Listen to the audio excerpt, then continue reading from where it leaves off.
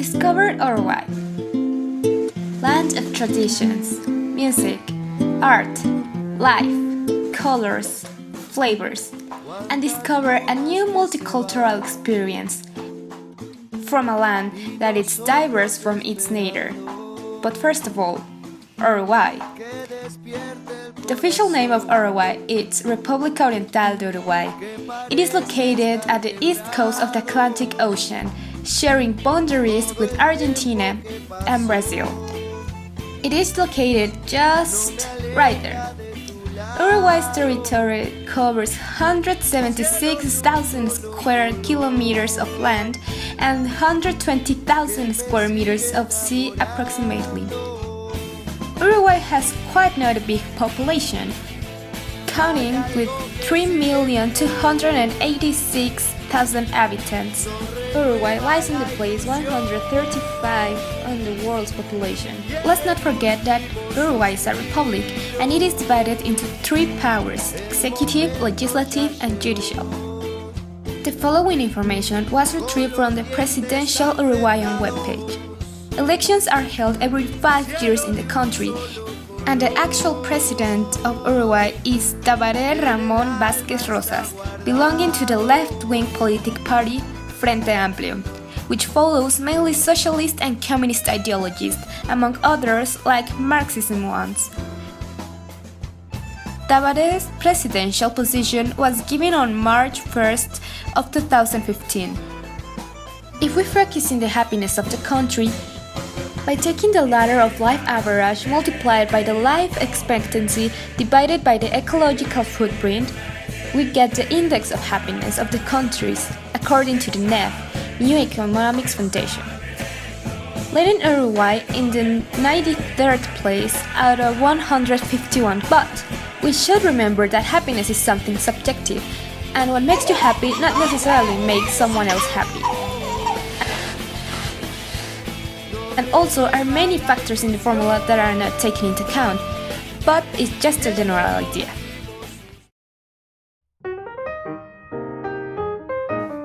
Around 1966, there is a crisis in the Uruguayan political system, where the traditional parties show an increasing internal fragmentation. The Colorados won with their candidate Oscar Pacheco Areco in 1968 with a strong presidentialism, which is agitated because of the impact of the Cuban Revolution in Latin America, with a strong influence on the popular ideologies. 9 months after his death, is substituted by Jorge Pacheco Areco. He proposed the dissolution of 6 left-wing political parties, the closing of the newspaper Época and socialist seminary El Sol. These were the first steps of a constant process of restriction of public freedom, making his government a very restricted and regulated one, counting with problems like wage freeze. In late 60s, many movements took place, even student movements took place among others, where there were many killed and repressed. In November of 1971, the Colorados won with their candidate Juan María Bodaberry, with a government characterized by the violent political atmosphere and his battles against guerrillas. In 1972, Colorados and the National Party, or Blancos, approved the suspension of individual guarantees and declared in a state of internal war, giving them the permission for using military intervention, extending the repression of the country.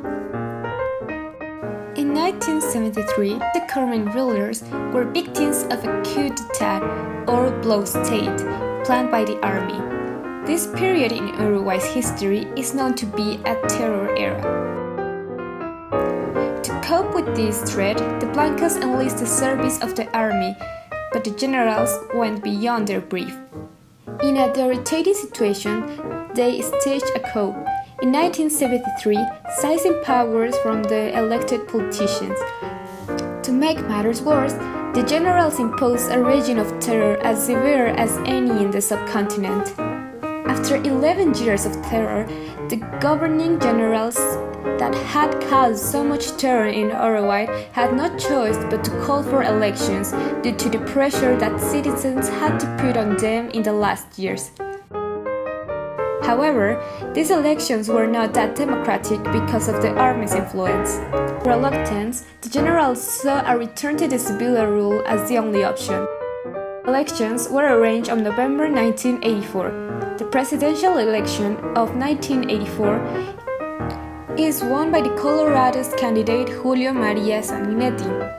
His actions to power, as at this stage is still on the surface of the generals, and he achieves a return to fully democracy only by granting the military a general amnesty for the human rights abuses of the past 11 years. Finally, in 1989, Uruguay had its first completely democratic election since the army's coup d'etat, and the Blancos won the presidency. First entirely free election since the military dictatorship held in 1989, the Blanco Party makes one of its rare returns to power. But in 1994, the Colorados are back, at least with the presidency, when Sanguinetti wins a second term. The margin is extremely narrow and it's now a three-party split. The result is a coalition government and clear evidence of Uruguay's return to its traditional democracy. The takeover by the military in 1973 was a profound shock in Uruguay, proud of one of the best democratic records in Latin America. Costa Rica would be perhaps its closest rival. In 2002, Uruguay breaks diplomatic ties with Cuba after Cuba accuses it of being a USA lackey of sponsoring a United Nations resolution which calls on Havana to implement human rights reforms. The diplomatic ties with Cuba eventually were reestablished in 2005. Emergency measures, including tax increases, are announced by President Bachelet in an effort to prevent Argentina's financial crisis from spilling over the border. In 2003, voters in referendum reject plans to open up oil monopoly to foreign investment. In 2006, former president turned dictator Juan María Bordaberry and his former foreign minister are arrested in connection with the 1976 killings of 4 political opponents. Because of his age, he serves the sentence at home and dies in 2011. In 2007, a new parliament of South Africa's leading trucking bloc, Mercosur, is inaugurated in the capital, Montevideo. In 2011, Congress votes to recover an amnesty law that protects military officers from prosecution from crimes committed under military rule in 1975 to 1983. In 2012, Uruguay becomes the first country in Latin America after Cuba to legalize abortion for all women. The Senate voted narrowly to allow abortion. Social problems exist when there is an imbalance in the forms of social organization that has a negative effect on the group. 2/3 of the population stated that the biggest concerns are focused in the areas of security, drugs, and education. Public security is a priority of the population. 5 years ago, it was job and the income they received. Both concerns were slowly disappearing thanks to the increase in the income and the decrease of employment. Uruguayan government has been taking actions in order to improve their drug situation, implementing actions such as the legalization of marijuana, with the objective of having it more regulated and controlled as possible. And education, especially public education.